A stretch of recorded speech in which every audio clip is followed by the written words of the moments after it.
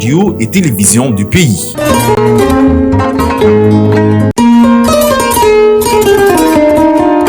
En marche vers le scrutin référendaire en Guinée, le ministère de l'Administration du Territoire et de la Décentralisation MATD, en collaboration avec l'Union des radiodiffusions et télévisions libres de Guinée, URTELGUI, la radio-télévision guinéenne et la radio rurale organisent une synergie des radios et télévisions en prélude aux opérations de recensement biométrique des citoyens guinéens, âgés de 10 ans révolus, le samedi 22 mars 2025 de 10h à 14h sur le réseau synchronisé des radios et télévision du pays.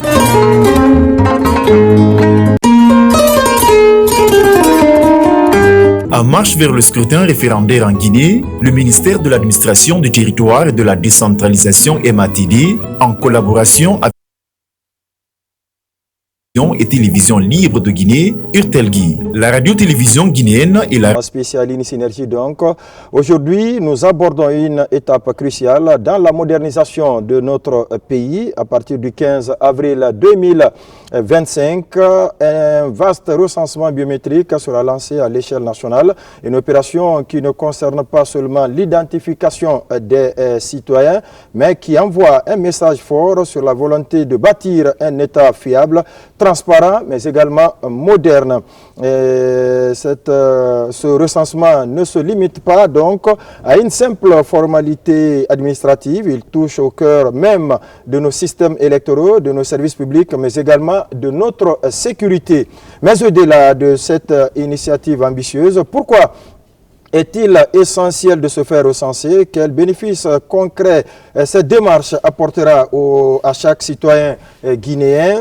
Et quels sont les risques encourus pour ceux qui ne choisissent pas de se faire recenser? Toutes ces questions vont être tout à l'heure abordées au cours de cette synergie qui met en relation l'ensemble des médias de l'URTELGUI, l'Union des radios et télévisions libres de Guinée, mais également la RTG et les radios rurales. En premier lieu, donc, nous allons recevoir ici en plateau Monsieur le secrétaire général du ministère de l'Administration du Territoire et de la Décentralisation, Mohamed Sike Kamara. Avec lui, bien entendu, il sera question des attributions de son département, les réformes entamées depuis l'avènement du CNRD et puis l'annonce, bien entendu, du chronogramme des élections. Monsieur Kamara, bonjour et bienvenue au compte de cette synergie. Bonjour, Monsieur Condé. En deuxième position, nous recevrons également l'intendant général, deuxième section, Aboubakar Biro Condé. Il est le coordonnateur national du programme national du recensement administratif à vocation d'état civil. Monsieur le coordinateur, bonjour à vous également. Bonjour, Monsieur Condé. Et en troisième position, bien entendu, on appelle ça tout honneur, tout honneur. C'est d'ailleurs la seule femme de l'équipe invitée pour parler de ce vaste chantier. Il s'agit de Madame Kamara Djenab Touré. Elle est donc la directrice nationale des affaires politiques et de l'administration électorale. Madame Kamara, bonjour à vous également. Bonjour, Monsieur Aboubakar. Et avec elle, bien entendu, toutes les explications détaillées sur le chronogramme des différentes élections, du référendum à la présidentielle, en passant bien entendu par les communales et les législatives. M'accompagne au compte de cette synergie dans le cadre de son animation, Madame Tiranke Ndongo. Tiranke Ndongo, bonjour à vous également. Bonjour Aboubakar Condé. Et à ses côtés, Ndoye Cheikh Sadibou. Ndoye, bonjour. Bonjour Condé, bonjour à tout le monde. Merci donc, fidèles auditeurs et téléspectateurs, mais également les auditeurs qui écoutent cette synergie. C'est parti donc pour plusieurs heures d'explications autour du recensement d'état civil, du PN RAVEC en un mot. Alors, Monsieur Kamara, vous qui êtes le secrétaire général, l'architecte donc de tout ce travail, d'abord parlez-nous un peu de ce département régalien, le ministère de l'Administration du Territoire et de la Décentralisation. Merci, M. Condé. Comme vous le dites si bien, nous sommes effectivement un département régalien, un département qui a beaucoup de prérogatives dans la gestion du territoire national. Donc, le ministère de l'Administration du Territoire et de la Décentralisation, comme on dit, le MATD, est chargé effectivement de l'élaboration, de la conception, de la mise en œuvre et du suivi de la politique du gouvernement en matière d'administration du territoire, de décentralisation, de développement local, de l'état civil, de la citoyenneté nationale et d'en faire le suivi. Donc vous remarquerez que nous ne pouvons pas, certes, tout faire, mais on ne peut pas se désintéresser de tout non plus. Donc cela veut dire que nous gérons tout le territoire national en matière administrative. Autrement, c'est difficile de faire sans vous. Actuellement, c'est difficile de faire ça nous. Auparavant, c'était difficile également de faire ça nous. Et ça sera difficile de faire dans l'avenir sans nous. Cela veut dire que nous devons avoir la gestion ou la maîtrise totale pour une gestion efficace du territoire national. À ce titre, comme vous le voyez sur le plateau, les questions d'état civil, d'identification des personnes physiques sont extrêmement importantes pour nous. Donc nous nous engageons d'ailleurs dans ce processus pour permettre à la Guinée, effectivement, d'obtenir un fichier de qualité afin d'aller vers des élections inclusives et tout à fait transparentes.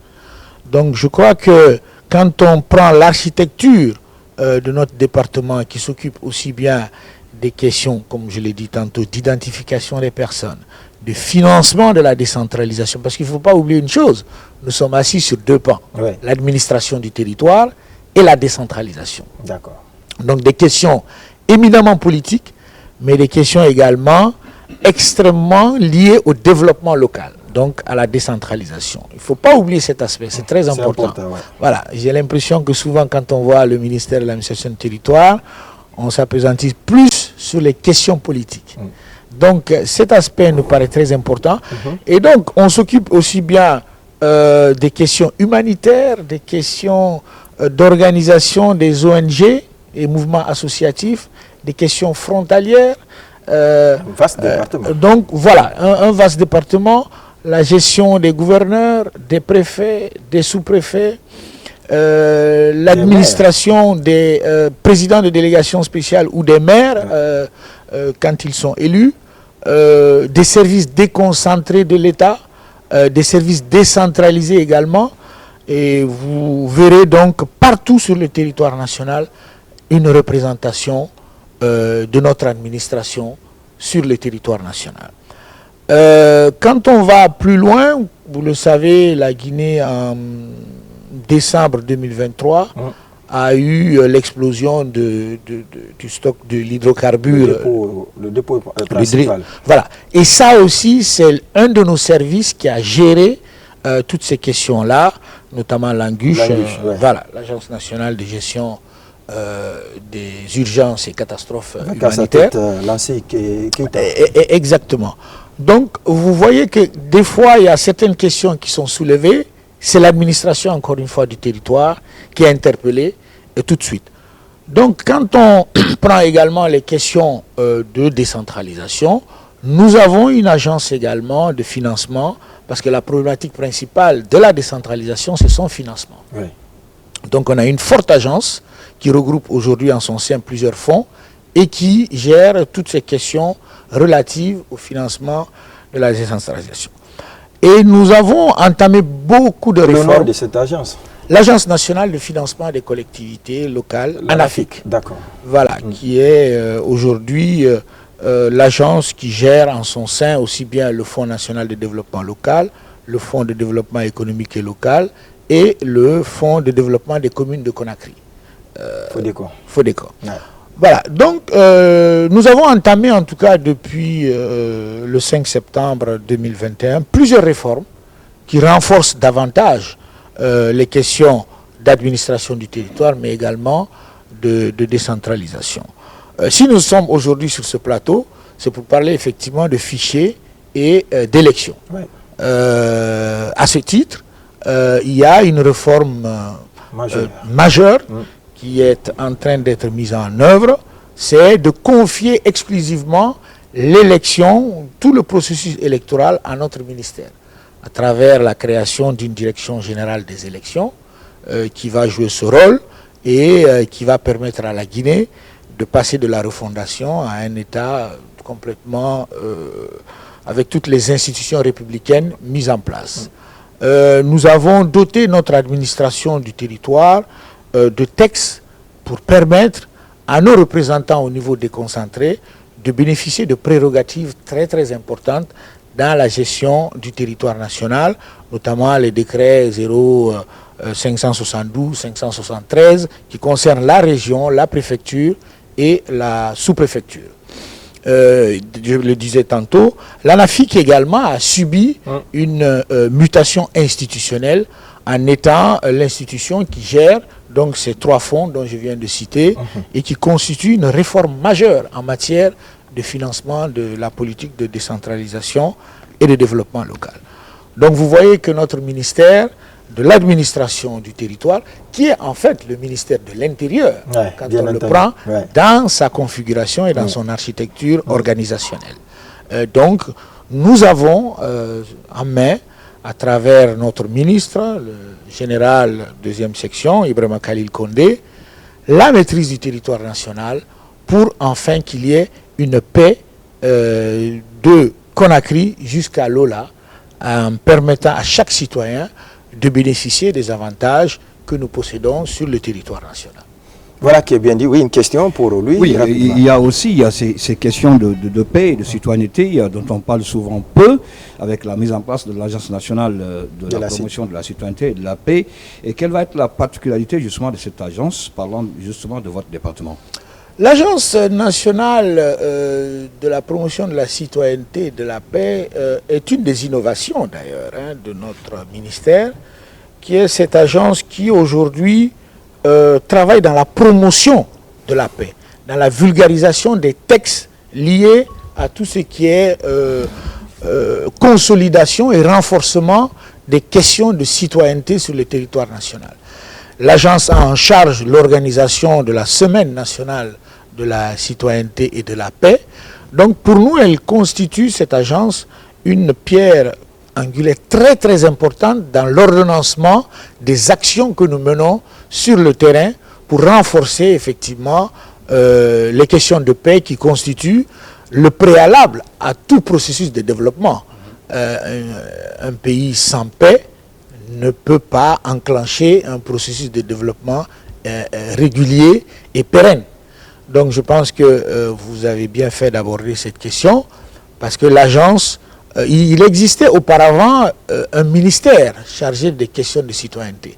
Et cette agence a repris toutes ces prérogatives qui étaient contenues dévolues à ce ministère et qui aujourd'hui, vous l'avez vu il y a quelques mois, l'agence a organisé cette semaine de la citoyenneté et qui a été une réussite parfaite, qui a permis de rapprocher les idées et d'éviter qu'il y ait en tout cas sur le territoire des actions qui perturbent notre paix et notre quiétude sociale.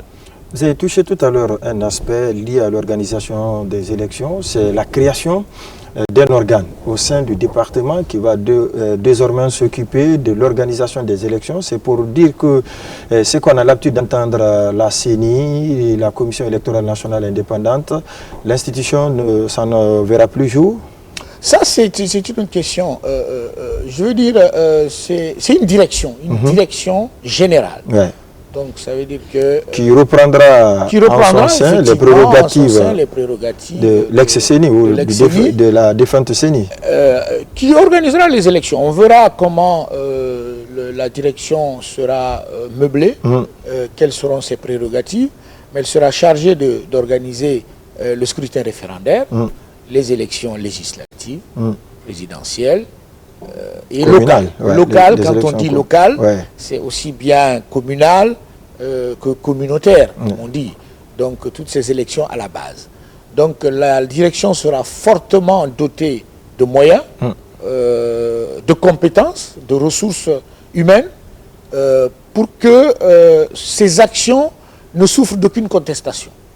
Donc nous sommes en train de travailler à la formalisation de cette direction générale au sein, surtout que ce sont les conclusions des assises, les dernières assises nationales que nous avons organisées ici avec tous les acteurs, toutes les parties prenantes qui ont conclu à cette option pour confier, comme auparavant, l'organisation des élections au ministère de l'administration du territoire et de la décentralisation. Donc ce n'est pas un choix que nous avons imposées, mais c'est à la suite d'une concertation nationale. On vous a demandé de reprendre vos anciennes prérogatives. Exactement. D'accord. Avec toute la qualité que cela impose. On se tourne vers... Si vous permettez. Oui, très rapidement. Général, est-ce que la mise en place de cette direction générale va tenir compte de l'implication de tous les acteurs qui seront dans le processus? Je veux parler des partis politiques, de la société civile. Ça sera une structure nationale. Donc, gardez bien le micro. Oui. Ça sera une structure nationale donc, qui est logée au ministère de l'administration du territoire. C'est un acte républicain, il faut le reconnaître, en donnant confiance, en faisant confiance à nos entités nationales pour organiser. La conception ou l'élaboration de ces textes passera par une voie normale, réglementaire, qui est suivie pour toutes les entités étatiques, c'est-à-dire à travers le ministère du Travail et de la Fonction publique, qui donnera son aval avant de donner force de loi à cette direction au sein du ministère de l'administration du territoire. Mesdames et messieurs, vous êtes sur le réseau synchronisé, Radio Rurale, RTG, Radio-Télévision Guinéenne, mais également les radios membres de l'UTERGUI, l'Union des radios et télévisions libres de Guinée, pour parler bien entendu du recensement de la population. On se tourne donc vers le coordinateur national du programme national du recensement administratif à vocation d'état civil, intendant général, deuxième section, Aboubakar Biro Condé. Monsieur Condé, on s'était déjà salué. Alors, qu'est-ce que vous pouvez nous dire concrètement par rapport au PNRAVEC? Merci Monsieur Condé. Je vous parlerai dans un premier temps du contexte national. Le PNRAVEC, c'est le programme national de recensement administratif à vocation d'état civil. Il a été créé par décret numéro 532 du 5 novembre 2022 et il découle de la politique de refondation et de rectification institutionnelle prônée par le CNRD. À sa tête, le général d'armée, absolument, le général d'armée, Mamadi Doumbouya. Cela découle de la vision, j'allais le dire, du président de la République, chef de l'État, chef suprême des armées, avec pour objectif majeur de donner à tous les Guinéens une identité juridique, numérique et sécurisée. C'est-à-dire à tous les Guinéens et à tous les étrangers résidant sur le territoire national de la Guinée, avec pour corollaire l'attribution d'un numéro personnel d'identification. Il faut dire que cette vision se matérialise par l'adoption de 2 lois spéciales depuis que le programme national a été mis en place, et ces 2 lois spéciales portent notamment sur l'état civil et l'identification des personnes physiques. Cette vision confère donc au PNRAVEC, au Programme national de recensement administratif à vocation d'état civil, la mise en place de 2 importants registres. Lesquels? Le registre national de l'état civil et le registre national des personnes physiques.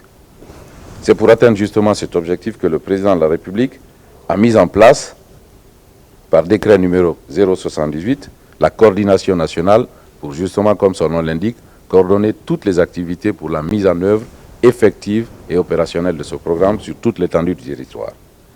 Donc, le PNRAVEC aujourd'hui est constitué d'un certain nombre de structures. À sa tête, il y a le comité de pilotage. COPIL. Le COPIL.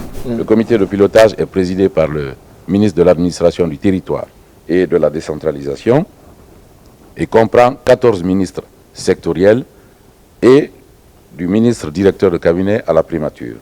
Ils ont pour mission de fixer les orientations et les directives à imprimer justement dans le plan d'action opérationnelle au PNRAVEC.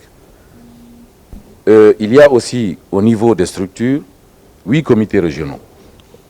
Et 8 comités régionaux de suivi du programme. Qui correspondent aux 8 régions administratives. Qui correspondent aux 8 régions administratives de la Guinée. D'accord. Il y a aussi 33 comités préfectoraux qui sont du programme, donc qui sont chargés du suivi du programme au niveau de toutes les préfectures et qui sont présidés par les préfets. Tandis que les comités régionaux sont, eux, présidés par les gouverneurs de région. Oui. Il y a aussi la mise en place de 375 comités communaux de suivi du programme, conformément au découpage administratif qui a créé 375 communes en Guinée, communes urbaines et communes rurales. Et ces comités communaux sont présidés par les présidents de délégations spéciales et à l'avenir seront présidés par les maires.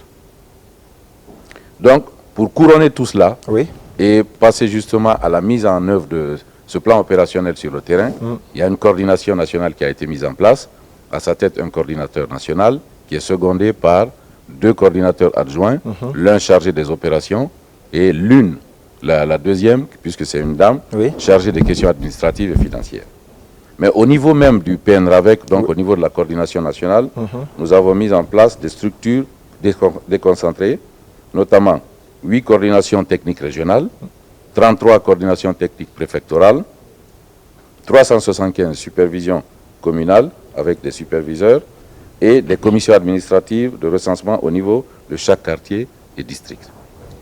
Pour donc permettre d'avoir un fonctionnement et une organisation pérenne à cette structure, le ministre de l'administration du territoire a pris un arrêté qui a fixé donc les principes organisationnels et du fonctionnement du PNRAVEC. C'est ainsi qu'il existe au niveau du PNRAVEC un certain nombre de services, à savoir le service juridique et formation, un service planification, suivi, évaluation, un service communication et information et sensibilisation, un service informatique et opération et un service logistique. Mais cela ne suffisait pas pour le bon fonctionnement du programme, donc de la coordination, et pour conférer justement au programme le respect rigoureux des procédures, nous avons jugé nécessaire, avec l'appui du ministère de l'économie et des finances, de mettre en place toutes les structures de contrôle, notamment une personne responsable des marchés publics qui a été mise à disposition par la Direction générale du contrôle des marchés publics, un contrôleur financier, donc mis à disposition par la Direction du contrôle financier, et un agent comptable mis à la disposition par la Direction générale du Trésor et de la comptabilité publique. Mais quel est le contexte du programme? D'accord, allez-y. Le contexte du programme, c'est que le programme s'inscrit, comme l'a dit tantôt le secrétaire général, au deuxième point du chronogramme de retour à l'ordre constitutionnel. Donc le PNRAVEC s'articule autour de 5 composantes. Lesquelles? 5 composantes majeures qui sont, en 1, la révision du cadre juridique, que nous avons déjà commencé avec la mise en place, justement, le vote et la promulgation de 2 lois spéciales relatives, justement, à l'état civil et à l'identification des personnes physiques. En 2, l'organisation structurelle du système d'état civil. En 3, l'opérationnalisation du recensement et des centres d'état civil. En 4, l'accompagnement et le renforcement de la réforme du système de modernisation et de digitalisation de l'état civil et de l'identification. Et en 5, la gestion du programme.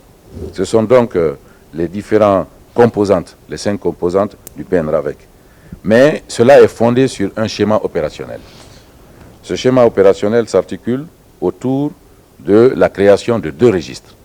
Le registre national de l'état civil et le registre national des personnes physiques. Le registre national de l'état civil est mis en place à travers la numérisation de tous les actes, donc tous les faits d'état civil, notamment la naissance, les décès, les mariages et les divorces, mais tous les faits d'état civil. Numérisation, pour finir avec les actes manuscrits qui ne sont pas assez fiables. Il faut aller vers la digitalisation. Exactement. Cela permet aussi de générer la génération de numéros personnels d'identification, de procéder à des mises à jour et de rapatrier toutes ces données recueillies dans le 2e registre, qui est le registre national des personnes physiques. Ce registre national de personnes physiques procède à la constitution et à la consolidation des bases de données qui sont des personnes physiques, avec cette fois-ci attribution du numéro personnel d'identification attribué à tous les citoyens guinéens ainsi qu'à tous les étrangers résidant en République de Guinée, à travers une opération de biométrie. Son numéro. Un numéro personnel d'identification unique, sécurisé. Un identifiant, disons. Un identifiant, beaucoup plus qu'un identifiant, juridique, sécurisé et numérisé. Ça permet d'éviter toutes les usurpations d'identité. Ça permet aussi d'avoir accès à tous les actes de faits d'état civil, mais aussi accès aux biens sociaux. Parce que, je prends l'exemple juste des concours bancaires. Quand vous allez à une banque pour bénéficier d'un prêt bancaire, rien ne justifie au banquier, au système bancaire, que la personne qui est devant nous porte son identité réelle. Parce qu'il y a eu des dédoublodages ici, on a vu des usurpations d'identité. Même si vous avez votre carte nationale d'identité, vous avez votre passeport biométrique, mais tout ceci, malheureusement... On peut falsifier tout ça, M. Condé? Oui, tout ceci a connu malheureusement des dédoublons. On a vu que le processus qui a été mis en place, qui fait de son mieux, c'est un processus sécurisé, mais il n'est pas biométrique. Aujourd'hui, les numéros de carte d'identité de certains citoyens se retrouvent sur les passeports d'autres citoyens. Et les mêmes numéros se retrouvent sur les extraits de naissance d'autres citoyens. Donc, ces différentes bases de données ne savent pas se lire entre elles. Alors que la base de données qui sera mise en place par le système d'état civil, fiable et sécurisé, permettra à tous ces éléments, tous ces fichiers connexes, d'aller piocher directement dans la base de données avec la fiabilité que donne le numéro personnel d'identification. D'accord. Alors, comment ça va se passer, général, si vous permettez une question on le laisse terminer, je vous donne la parole tout à l'heure. Non, vous avez suffisamment de temps à poser des questions. Je me prêterai exactement, allez-y, M. Condé. Donc, la biométrie est une opération extrêmement importante. Poser toutes les questions. La biométrie permettra non seulement de recenser la personne, mais aussi de prendre toutes ses empreintes digitales, l'empreinte de la rétine et le facial. Et vous savez bien que ces empreintes sont individuelles et ne sont jamais dupliquées d'un individu à un autre, puisque nous avons des ADN uniques. Ensuite, ce système permettra donc de faire une interopérabilité entre tous les systèmes connexes, notamment, et c'est le lieu de le dire le plus important, c'est le fichier électoral, ainsi que le registre de la fonction publique, le registre de l'éducation et de l'enseignement, le registre de la sécurité sociale, le registre des passeports, des permis de conduire et tous les registres connexes. Donc l'interopérabilité à partir de ce registre de l'état civil permettra justement de donner une certaine fiabilité, une sécurité à tous ces autres registres connexes. Aujourd'hui, nous avons, grâce au concours du ministère de l'administration du territoire et de la décentralisation, entrepris un certain nombre d'activités sur le terrain. Car depuis son installation, en fin mai 2024, sous la houlette de Monsieur le ministre de l'administration du territoire et de la décentralisation, la coordination nationale a mis en œuvre plusieurs actions opérationnelles. Quelques-unes qui, sans que cela ne soit exhaustif, notamment nous avons organisé, après la vulgarisation des 2 lois, 2 sessions du secrétariat technique. Il faut dire que ce secrétariat technique permanent est présidé par Monsieur le secrétaire général du ministère de l'administration du territoire et de la décentralisation. Ici présent. Qui comprend en son sein tous les secrétaires généraux des ministères sectoriels concernés, et c'est élargi à tous les partenaires techniques et financiers. Le secrétariat technique permet de faire des propositions de plan d'action opérationnel. Ces propositions sont validées par le comité de pilotage pour lequel nous avons déjà organisé 2 sessions. La première session, c'était la validation et la deuxième, c'était la revue à mi-parcours du plan d'action opérationnel. Nous avons procédé aussi pour l'opérationnalisation de la coordination nationale du programme, au recrutement des équipes techniques, notamment des informaticiens, et au recrutement et à l'installation des organes déconcentrés. Nous avons, à ce titre, installé 10 coordinations régionales dans toutes les régions administratives, notamment 3 à Conakry. Vous direz pourquoi 10? Parce qu'il y en a 7 à l'intérieur et 3 à Conakry, dans le Grand Conakry. Nous avons installé 33 coordinations préfectorales, 375 superviseurs communaux et toutes les commissions administratives de recensement de Conakry jusqu'à Lola. Dès que le découpage administratif a été validé par le MATD, ces commissions administratives de recensement ont été automatiquement mises en place. Nous avons, pour un exercice que nous avons fait il y a quelques mois, recruté 3305 agents recenseurs, au nombre desquels il y avait 2160 agents, 540 chefs d'équipe, qui avaient pour mission justement de manager, de guider, de coordonner le travail de ces agents recenseurs, et 605 rabatteurs qui sont allés auprès des citoyens dans tous les foyers de Conakry pour permettre justement d'accéder librement à ces foyers, de faire le remplissage manuel des fiches qu'on avait mis à disposition, recueillir les informations avant l'arrivée des agents recenseurs pour justement numériser toutes ces informations sur le Grand Conakry. Cela nous a permis donc de faire les enquêtes, les opérations d'enquête ménage, concomitamment avec les opérations d'audience foraine que nous avons tenues avec le ministère de la Justice. Tout ce personnel, il faut le signaler, a été recruté par voie de concours, donc ils ont candidaté et ils ont été formés et projetés sur le terrain pour la mise en œuvre justement des actions opérationnelles du PNRAVEC. Ça nous a permis aussi de mettre en place un système de communication fiable qui avait pour mission et qui a toujours pour mission de procéder à la sensibilisation, à l'information et à la mobilisation sociale. Cela s'est fait grâce aux organisations de la société civile, en relation avec les radios rurales, les communicants et à travers des spots télé. Nous avons aussi procédé pour justement donner force et vigueur à la cellule communication, au recrutement d'une agence de communication qui a procédé avec notre responsable communication à la conception, à la production et à la diffusion de plusieurs outils de communication. Ceci nous a permis d'avoir une certaine lisibilité et surtout une visibilité nette du programme à travers tous les sites de communication, les canaux de communication, notamment les sites web, Twitter et Facebook. Grâce au concours de l'État, à travers le ministère de l'Administration du Territoire, nous avons fait l'acquisition de plusieurs outils qui étaient indispensables justement à la mise en œuvre de notre programme opérationnel. Notamment du matériel informatique, du matériel et du mobilier de bureau, qui ont été mis en place au niveau de la coordination nationale, des coordinations régionales et préfectorales. Nous avons procédé aussi, grâce au concours de l'État, à l'acquisition de 23 000 tablettes, dont 3 000 avec le concours de l'USAID à travers IFES, qui nous ont permis justement de doter les agents recenseurs sur le terrain pour procéder à la collecte des informations à travers la numérisation des actes d'état civil. Aujourd'hui, nous disposons de tous les éléments, puisque, in fine, les 20 et quelques mille tablettes seront destinées au centre de déclaration pour que tous les faits d'état civil, aussi minimes soient-ils, puissent être aussitôt saisis pour ne pas qu'il y ait de déperdition.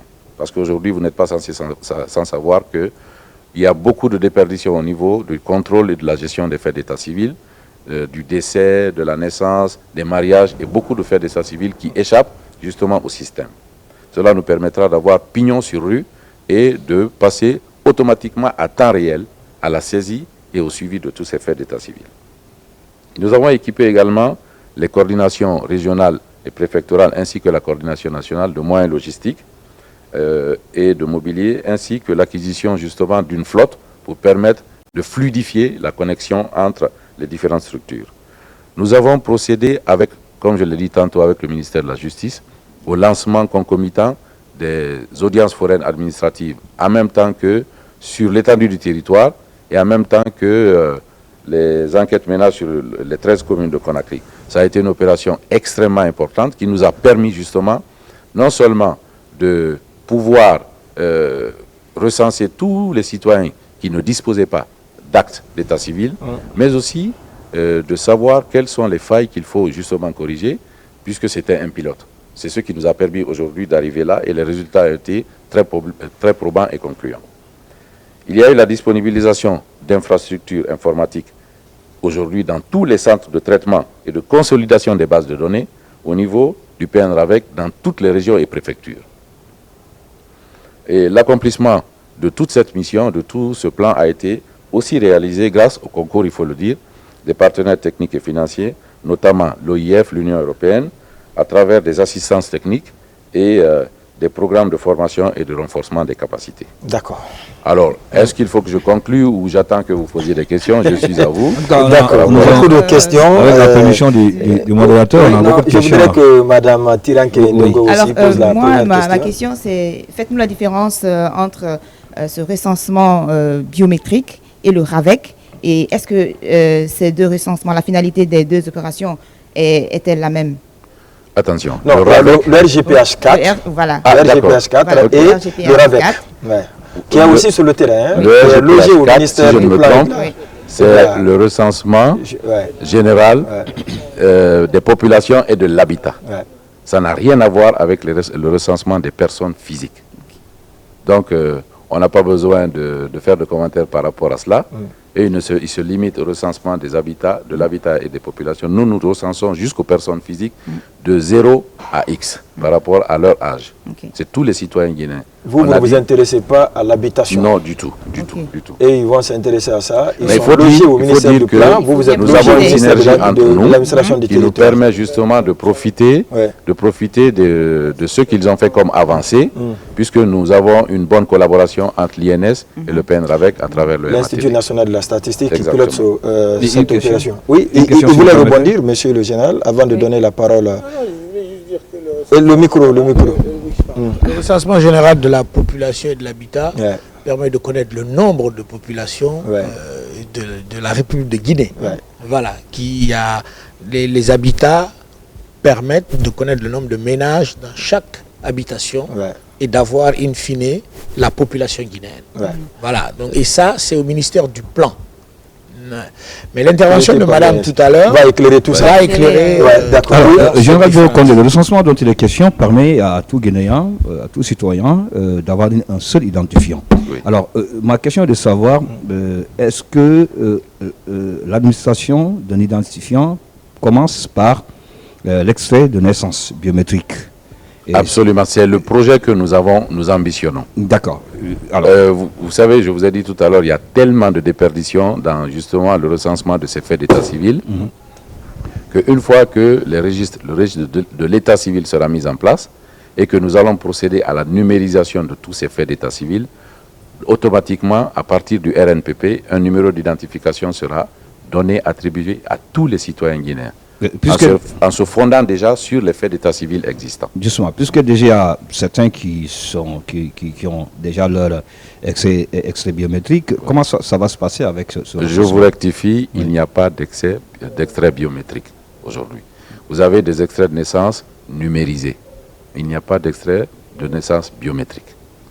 Donc la biométrie permet justement d'identifier la personne et de lui donner un numéro personnel et de manière définitive et non duplicable. Donc c'est deux choses totalement différentes. Et puis ça va se suivre après l'extrait, la pièce d'identité nationale, le passeport d'état civil. Tous les faits d'état civil découleront du système d'état civil qui sera mis en place, fiable, à travers lequel un numéro personnel d'identification sera attribué à tous les citoyens. C'est comme une nouvelle naissance. Ça veut dire que le processus va continuer pour ceux qui ont déjà un extrait tous les citoyens nés et à naître. Bien sûr. Tous les citoyens guinéens nés et à naître. Oui, Général, vous voulez placer quelque chose rapidement? Non, en fait, il y a tellement d'avantages sur le RNPP, on les présente, c'est-à-dire d'avoir une base de données de tous les citoyens guinéens. National des personnes. Voilà, une identification personnelle, une identité authentique et des titres de voyage qu'on ne peut plus contester. Vous voyez, donc je pense que c'est un processus dans ça lequel... peut aider aussi la fonction publique parce que tout le temps pas de recensement. Voilà, exactement. Du toilettage tout à l'heure de la fonction publique. Je vous ai dit tout à l'heure qu'il y aura une interopérabilité. Et un changement d'identité ne sera plus possible quand on s'appelle... Oui, c'est important de rebondir dessus parce qu'une fois que le numéro d'identification personnelle est donné, vous ne pouvez plus falsifier. À titre d'exemple. Impossible. Exemple. Je prends un Traoré puisque c'est leur travail. Oui, c'est vrai. Ils le font sciemment. Qui est identifié, auquel on a donné un numéro et qui a voulu tricher en changeant son âge et qui se retrouve pris au pilori. Il ne peut pas revenir pour changer son identité. Alors, on va se tourner. Alors, je voudrais simplement que vous me permettiez juste de conclure sur le PNRAVEC. Parce qu'on va revenir encore à vous. Bien sûr. Je voudrais dire que le programme national de recensement administratif à vocation d'état civil est une opportunité majeure pour notre pays. Sa mise en œuvre nécessite la sensibilisation et la pleine adhésion des populations, sans exclusive, à travers une synergie d'actions. Par les actions soutenues, nous espérons arriver à éveiller les consciences sur l'importance de l'état civil. Cette synergie est, je pense, la clé de la réussite, car seule une mobilisation collective nous permettra d'atteindre les objectifs qui nous ont été assignés par nos autorités. C'est pourquoi notre responsabilité est historique, il faut le dire. La responsabilité du coordinateur et les membres qui pilotent. Pas du coordinateur, mais de l'ensemble de la population, de l'État guinéen à travers le MATD et le PNRAVEC.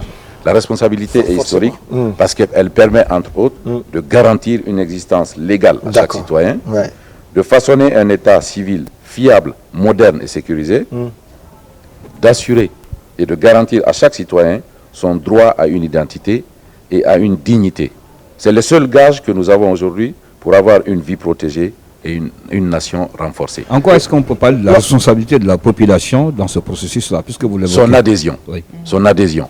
Et la population, une fois qu'elle a compris que cette opération n'est pas faite pour les autorités, encore moins pour le programme, qui n'est qu'un instrument, que c'est fait en faveur des populations et qu'elles ont tout à gagner, parce que vous imaginez les services sociaux de base, vous imaginez l'éducation, la santé, les prêts bancaires, l'identification même, prouver qu'on n'est pas des apatrides, prouver qu'on n'est pas invisible dans la vie, c'est extrêmement important. Ça permet de connaître le nombre d'étrangers en Guinée. Ça de savoir qui est guinéen et qui ne l'est pas. Ceux qui viennent et qui sortent. Ça peut faciliter la lutte contre la délinquance, le banditisme, le flux migratoire. C'est pour ça que nous travaillons avec le ministère de la Justice, qui, dans le déroulé de nos discussions, nous a dit que c'était extrêmement important, parce que parfois, il y a des gens qui sont jugés, dont on ignore tout de l'identité. C'est extrêmement important. D'accord. Alors, puisque tout ce travail concourt en partie à l'établissement d'un fichier électoral, à l'organisation donc d'élections pour le retour à l'ordre constitutionnel, on va maintenant donner la parole à Mme Kamara Djenab Touré, qui est la directrice nationale des affaires politiques et de l'administration électorale. Vous allez nous expliquer les différents chronogrammes. Est-ce qu'on a commencé à travailler dessus? On en est à quel niveau concrètement? Le PNRAVEC est en train de vous pousser pour aller vous aussi rapidement vers la mise en place de tous ces chronogrammes, Madame Kamara? Merci beaucoup, M. Aboubakar Condé. Oui. Bonjour aux millions de téléspectateurs et d'auditeurs qui nous suivent à travers le pays. Et merci aussi à l'ULTENGui et le ministère de la Communication, la RTG et la radio rurale qui nous a permis d'être sur ce plateau. À tous les médias publics et privés qui ont permis d'avoir cette journée. Je sais que c'est une question très attendue par la population pour parler du chronogramme. Je pense qu'à la prise de responsabilité des forces de défense et de sécurité le 5 septembre, il a été confié au ministère de l'administration du territoire de travailler sur un chronogramme de la transition pour un retour à l'ordre constitutionnel. Donc ça veut dire que dans la vision déjà des responsables de la haute autorité, c'était d'avoir un chronogramme qui devrait permettre à ce qu'il y ait un retour à l'ordre constitutionnel. Et pour ce chronogramme, nous avons travaillé sur 10 points. 10 points donc, qui constituent le chronogramme de la transition.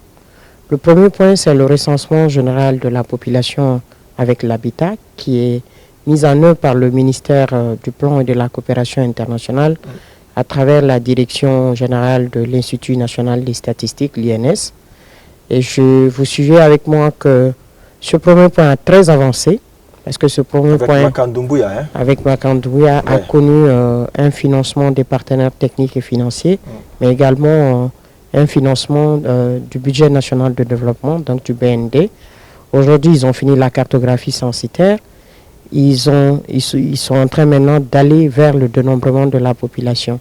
Parce que la cartographie censitaire permet de découper les territoires en zones de dénombrement, en ZD, pour permettre d'identifier en fonction du type d'habitat les statistiques de la population. Ces statistiques de la population vont permettre d'avoir le nombre de populations par zone de dénombrement regroupées au sein des districts, des sous-préfectures, et donc de ressortir le nombre de la population, les tranches d'âge, mais également d'autres sujets qui interviennent également même sur le mode de vie, l'expérience de vie des citoyens. Donc c'est un travail qui va permettre aussi de garantir l'intégrité du fichier électoral. Je ferai le lien plus tard. Et c'est un travail qui va permettre aussi de nous dire, nous, en tant qu'administration du territoire, quelles sont les projections de développement que nous pouvons faire à travers le nombre de populations que l'INS définit par des méthodes statistiques, donc de stratification. Aujourd'hui, il y a la possibilité de dire en 2027-2030, la Guinée aura tel nombre de populations, et parmi ce nombre de populations, on aura tel nombre de femmes, et les tranches d'âge vont être comme ça, et les décès, ainsi de suite, seront dénombrés à travers ces statistiques. Donc c'est le rôle du ministère du Plan, comme je l'ai dit, à travers sa direction générale, en charge de l'Institut, en charge des statistiques. Ensuite, on a le point 2 du chronogramme, qui est le programme, qui est le recensement administratif à vocation d'état civil. Le RAVEC est le point 2 du chronogramme de la transition. Il a été érigé en priorité nationale, donc en programme national de recensement administratif. Sinon, si vous prenez le chronogramme, c'est le RAVEC tout court, le recensement administratif à vocation d'état civil. Pourquoi les deux programmes à la fois? Dans un chronogramme donné et dans une transition, les gens vont se poser la question pourquoi il le faut.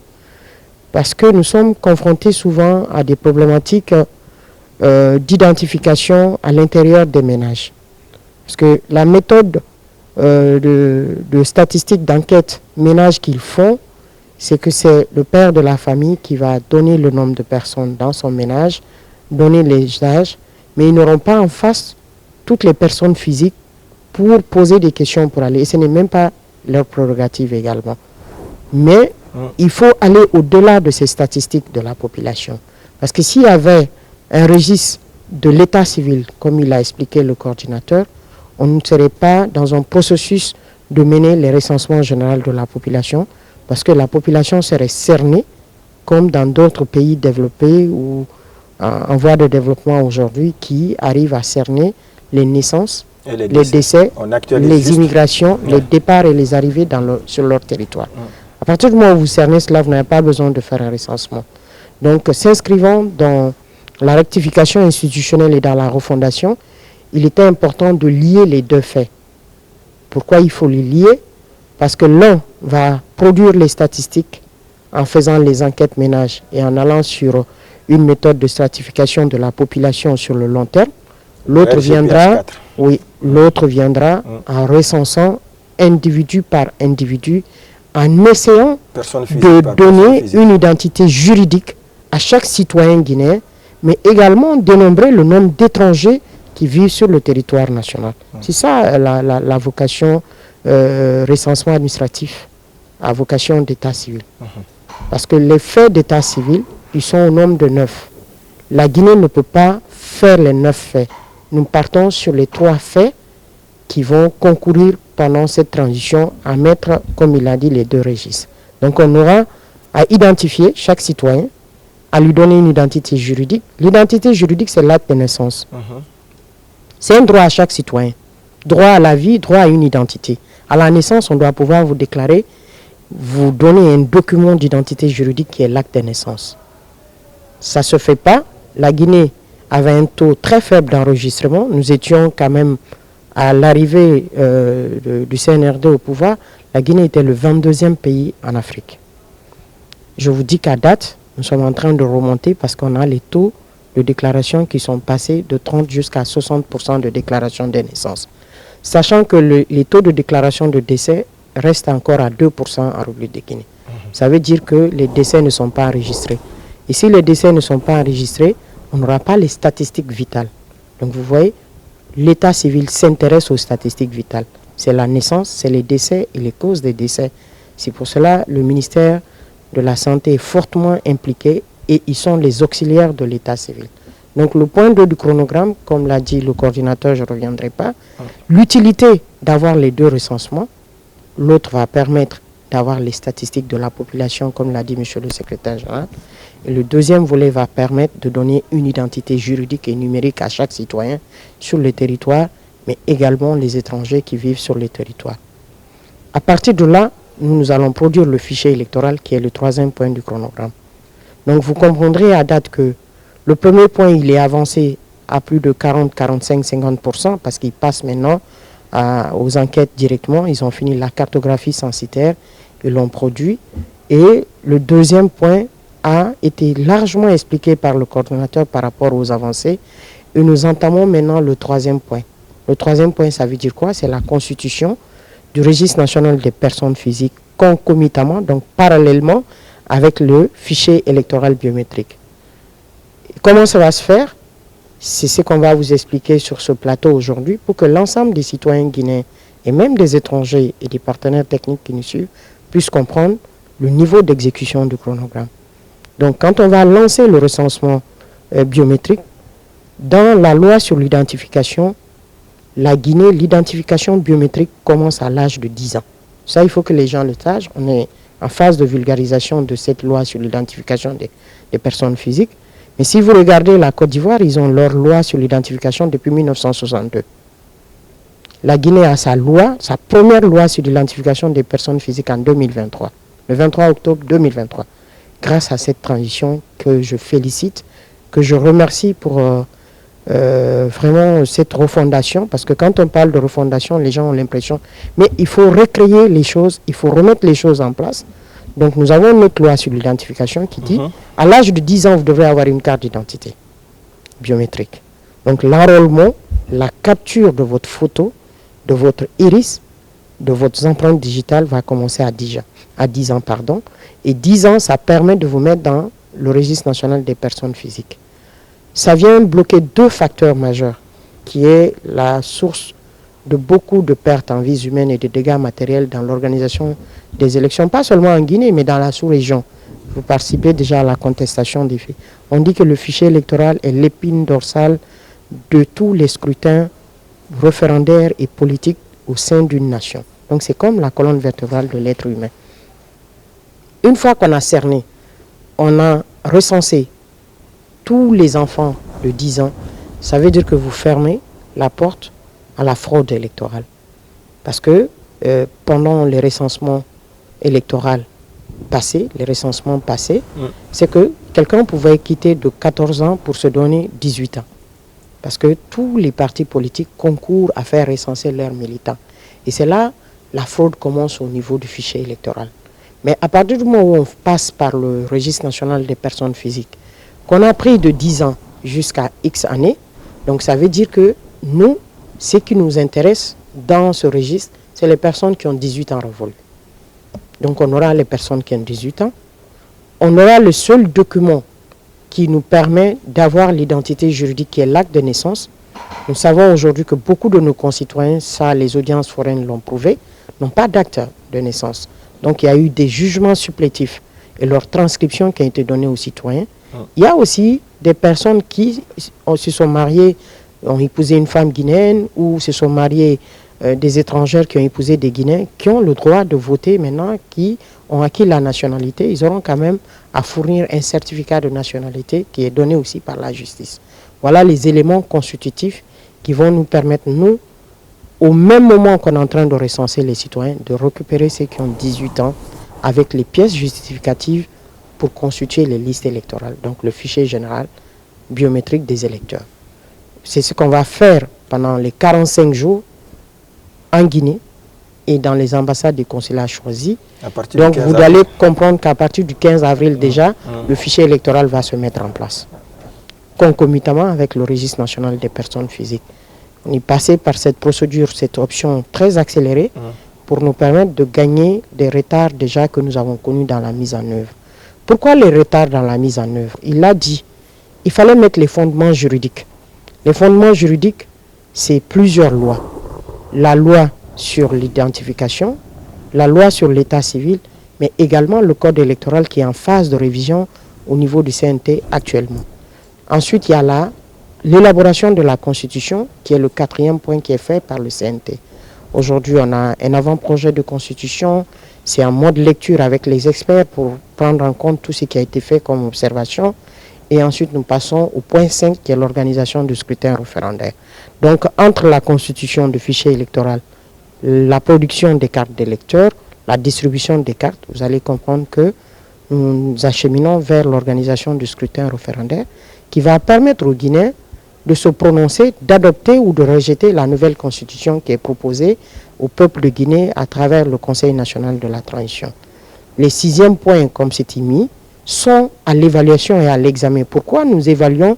Parce que le 6e point, c'était l'organisation des élections régionales, communales, ensemble, concomitamment.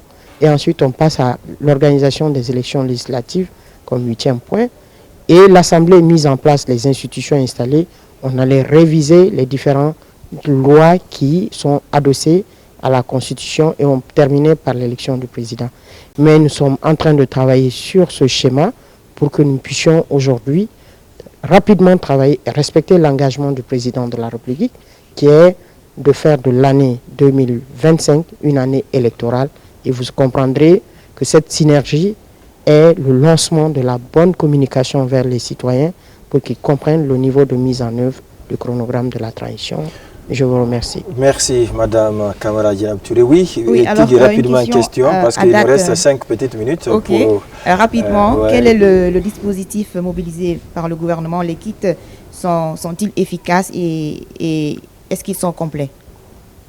Merci beaucoup. Je pense que les kits, on va vous inviter pour les réceptionner, mais avant d'avoir les kits, c'est la solution d'enrôlement. La solution d'enrôlement, elle est pratiquement prête. On a fini les ateliers fonctionnels, on va faire les tests sur le terrain. Ça sera la commune de Kagbele et Manéa qui seront choisis pour les tests fonctionnels de grande envergure. Ensuite, on va passer à...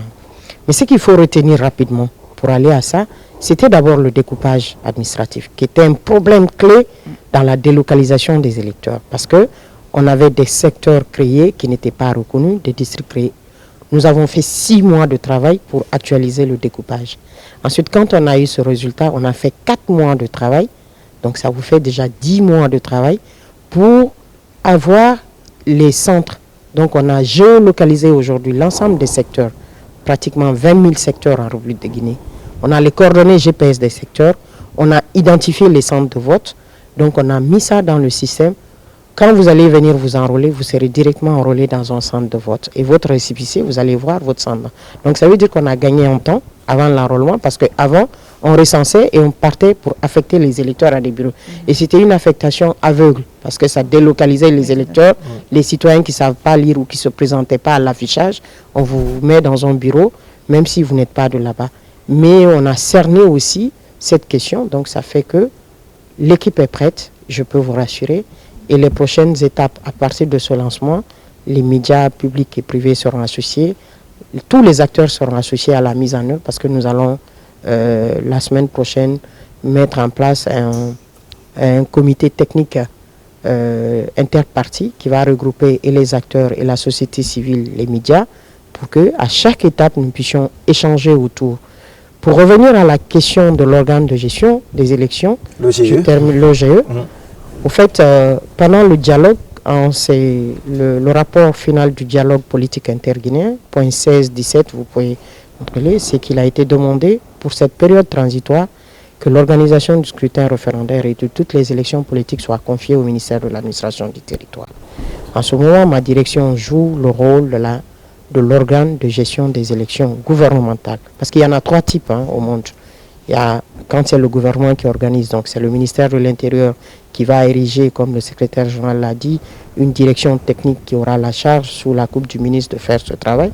Mais également, nous nous sommes inscrits dans un mode mixte d'organisation parce qu'il y aura un observatoire des élections. Nous attendions que la loi soit révisée du code pour que nous prenions en compte l'observatoire des élections qui va avoir la présence des acteurs de la société civile et des partis politiques qui auront pour rôle de contrôler et de superviser le travail que nous sommes en train de faire. Donc ça fait une gestion mixte et donc c'est ce qui va déterminer pour cette période de transition l'OGE.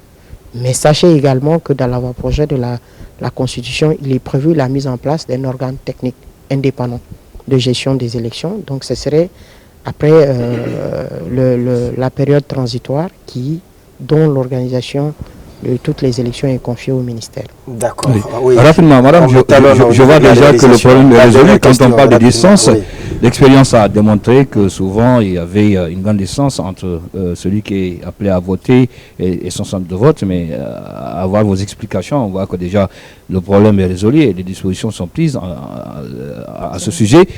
Maintenant, ma question est de savoir le chronogramme. Qu'en est-il? Parce que là, c'est aussi une question qui... Les activités qui sont... Le chronogramme, est-ce qu'on aura toutes les élections cette année ou est-ce que ça va aller jusqu'en 2026? Comment ça va se passer? Bon, je pense que j'étais dans le chronogramme.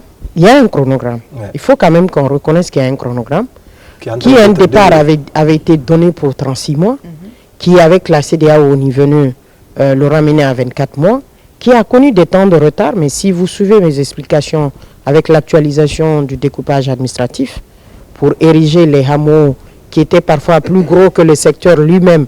Un secteur, il lui donnait vraiment un acte réglementaire pour sa reconnaissance qui vient régler aussi les questions liées au fichier électoral. Ensuite, on est passé quand même à la géolocalisation des bureaux, des centres de vote qui sont aujourd'hui géolocalisés pendant 4 mois avec une collaboration avec l'Institut géographique national qui a travaillé sur le terrain et le ministère de la fonction publique du travail qui nous a prêté 800 tablettes. Donc, on a travaillé en synergie d'action avec les départements. Ça nous fait pas perdre des délais, mais ça fait gagner des délais opérationnels. Donc, nous sommes dans le chronogramme. Le chronogramme s'achemine vers sa phase critique opérationnelle qui est la constitution de toutes les listes électorales à travers le recensement que nous lançons le 15. Une fois que nous avons les listes électorales, vous conviendrez avec moi, cher Sadibou, que le travail est pratiquement à la descente parce qu'on aura la production maintenant des cartes d'électeurs, la distribution des cartes d'électeurs qui va aller jusqu'au jour du scrutin. Donc ça veut dire que nous sommes sur la pente descendante, mais à une période très critique parce qu'il faut que tous les Guinéens concernés soient recensés et soient mis dans la base de données du fichier électoral et sur les listes électorales des localités concernées. À retenir, auditeurs, téléspectateurs de cette synergie du ministère de l'Information et de la Communication à travers la RTG, les radios rurales et également l'URTERGI, l'Union des radios et télévisions libres de Guinée, que l'opération de recensement biométrique va être lancée le 15 avril 2025. Alors, avant de rendre l'antenne, pour que d'autres prennent place, oui, monsieur le secrétaire général, vous avez forcément un dernier mot à adresser à ceux qui nous écoutent ou à ceux qui nous regardent. Ça ne sera jamais un dernier mot, ça sera un mot. Un mot, d'accord. Voilà, un mot. Un autre mot. Voilà, un autre mot oui. Pour appeler les citoyens à adhérer au processus que nous lançons. C'est pour garantir à notre État d'avoir des institutions fortes, mais surtout d'identifier chaque citoyen. Pour ne pas qu'il y ait encore une fois des faux documents, l'utilisation de plusieurs identités, ce qui nous met souvent en déphasage avec le développement en matière de demande de visa, par exemple. Nous avons souvent des demandes de visa qui sont rejetées.